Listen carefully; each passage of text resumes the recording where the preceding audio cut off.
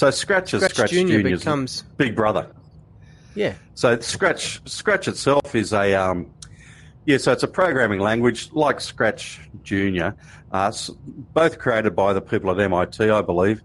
And Scratch is almost, not quite, but it's almost a fully fledged programming language. But it's as simple as dragging a block. So you don't need to remember a whole bunch of code.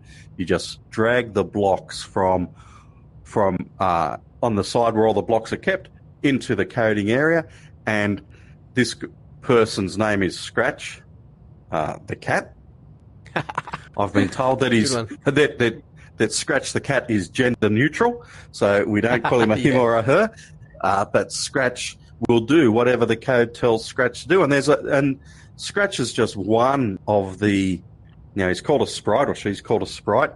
There's about 100 different sprites or pictures of different characters and donuts and why am I thinking donuts? Anyway, all different sorts of characters who are there, and there's also 500 backdrops that they can use. So the backdrops are there, but the students can also create their own backdrops. They can create stories with these. They can do some really high-end coding. I had my Year 13, and that's a thing, I had my Year 13 students in China creating an emulator of lifts within a building, 2 lifts within a building, and trying to use some sort of logic so that if there was a lift on level 8 and a lift on level 4 and someone pressed a button on level 5, which lift is going to respond. They could do that within Scratch. Yeah, and then I you can also get... Go on.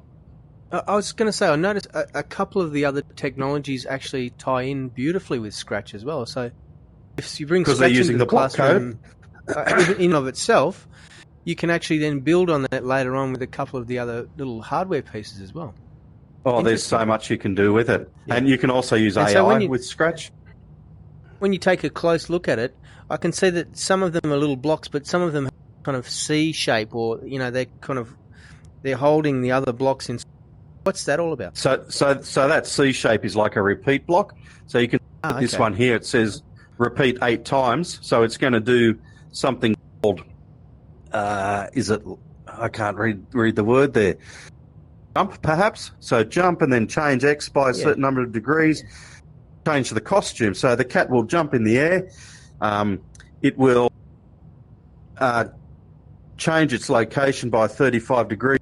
And instead of looking like that, where you can see where his knees are, it will move to the next costume, which means the next way that he can look, and his knees might be flexed in a different way, and his head might be tilted, and his tail might be down.